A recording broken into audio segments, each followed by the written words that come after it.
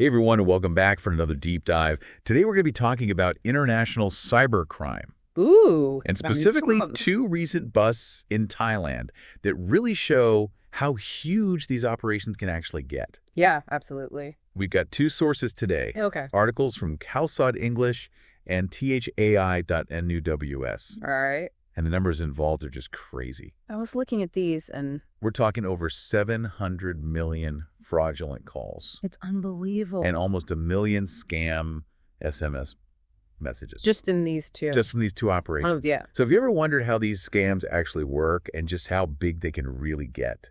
I think about this all the time. Get ready to have your mind blown. Well, what's so interesting to me here is that these two cases, while both uncovered in Thailand, use completely different methods. Yeah. And it really highlights all the different tactics that cybercriminals are using these days. Okay, so let's start with the first operation, Okay. which Thai authorities have called Operation Bridge Blast. I love that name. Any theories on why that name?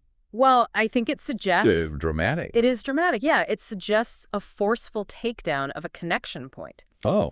So if you think about it, these criminals were essentially building a bridge. Between them and the victims. Exactly, between themselves and unsuspecting victims. So bridge blast kind of makes sense. Right. It's not just a name, it's a statement. Totally. And what was really surprising to me was the tactic of using phone numbers with the O2 prefix, Oh, yeah. which makes them look like completely normal calls. Right. How did they even do that? Well, it's actually a really clever manipulation of technology. Okay. So they got blocks of numbers with the O2 prefix through these shell companies and then used something called SIP trunking to make the call. SIP trunking? Yeah. I'd never even heard of that. So SI pre-trunking itself is totally legitimate. Okay. Businesses use it all the time for internet-based calling. Oh, so like voice over IP. Exactly. Yeah. But in the wrong hands, as we see here, it can be used for deception. Yeah.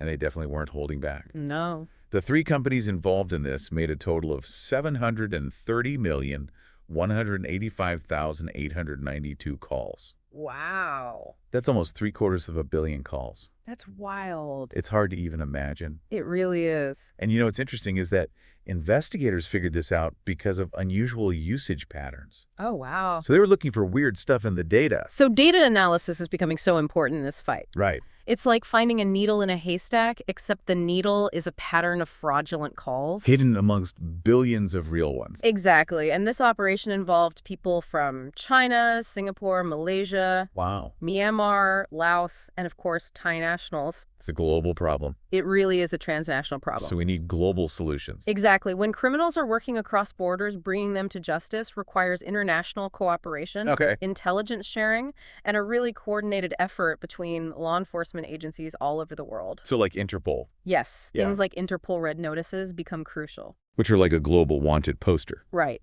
But even with all of these things, prosecuting international criminals is still super challenging. So we got a lot of work to do. Absolutely. That sounds like it. We do. So that brings us to our second case, Okay. which is smaller in scale, Right. but still super interesting. Okay. This one involves a 35-year-old Chinese national named Yang Mui Okay. and his mobile SMS scam operation. Right. And what's interesting here is the technology. He was using a false base station. Okay, hold on. A false base station. Yeah. What is that? I know it sounds like something out of a spy movie, It does. but it's real. Really? Yeah. So imagine a device that can pretend to be a real cell tower Okay. and trick your phone into connecting to it. So it's like a fake cell tower. Yeah, basically. Oh, wow. And that's what a false base station does. So what can they do with that? Well, it lets the scammer do a bunch of things like listen in on your calls, Oh, no. send you fake messages. That's scary. Yeah, and even potentially steal your data. It's not just about sending out scam messages. It's about taking control of your phone. Exactly. And this guy was operating right in the middle of Bangkok. I know, right on Sukhumvit Road. That's so brazen. It really is, suggests a certain level of confidence. Yeah, like they thought they wouldn't get caught. Right, and the fact that a false base station is mobile makes it even harder for law enforcement. To track them down. Exactly, it's not a fixed location. And get this, he sent out almost 1 million SMS messages Wow. in just 3 days. That's insane. The speed and reach of these mobile scams is kind of terrifying. It is, and when you think about all the victims. There could be thousands. Right. It's clear that these scams have real-world consequences. For sure, not just for the people who get scammed, but for everyone. Absolutely. And it's not just about the money either. No, you're right. It's about the trust that's broken. Yeah. And the feeling of vulnerability that these criminals prey on. Exactly.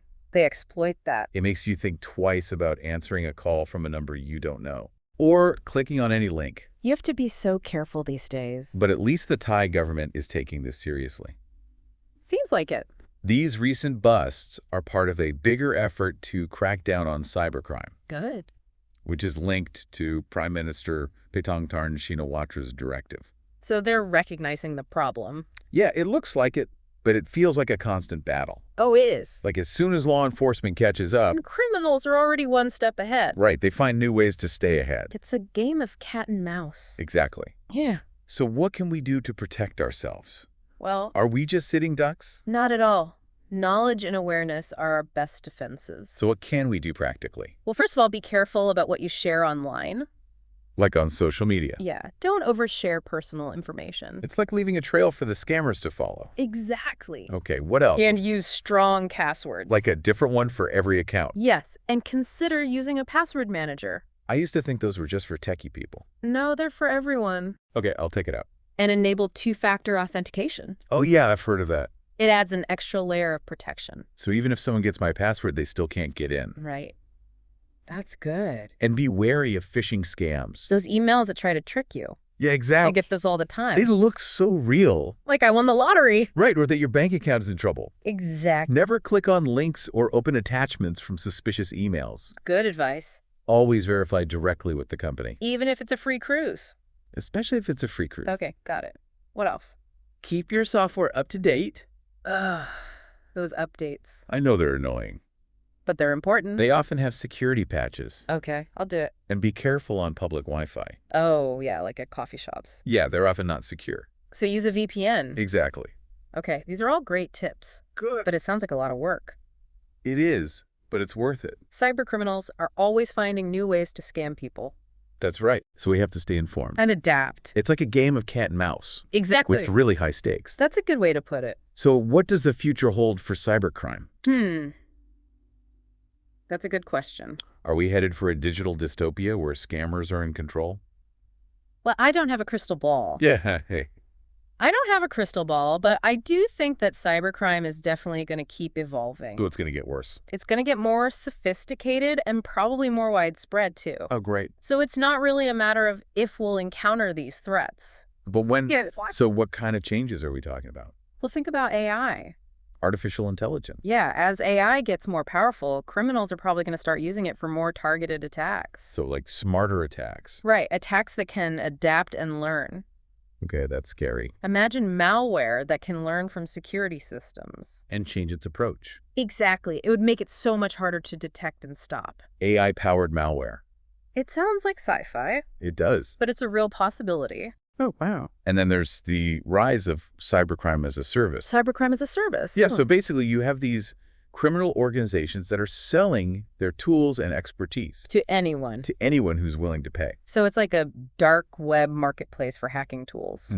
Basically. That's disturbing. It is, because it means that anyone can launch these sophisticated attacks. Even if they're not that tech savvy. Exactly. And it's not just individuals who are at risk anymore. Oh no, who else? We're also seeing attacks on critical infrastructure. Like what? Power grids.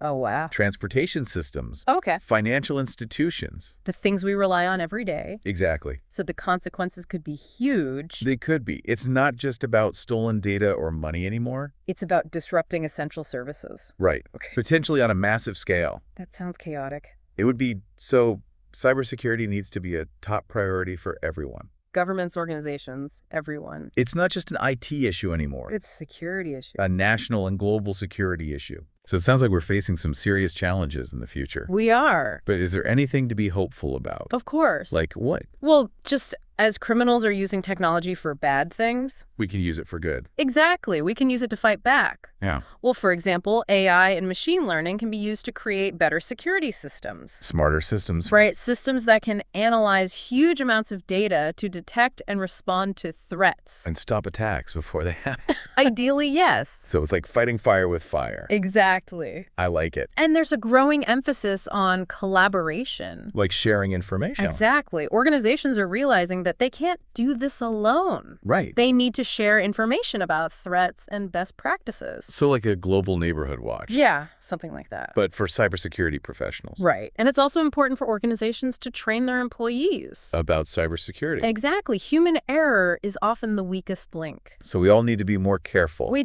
need to be proactive and stay informed. Both individually and collectively. Exactly. Sounds like a lot of responsibility. It is, but it's important. We can't afford to be complacent. Especially in the digital age. That's right. So while the threat of cybercrime is real, It is. we're not powerless. Not at all. By taking steps to protect ourselves, And working together. we can make the digital world a safer place. Exactly. That's a great takeaway. I think so. So to all our listeners out there, stay informed, stay vigilant, and stay safe in the digital world. Couldn't have said it better myself. And that wraps up our deep dive into international cybercrime. Until next time, keep those brains curious,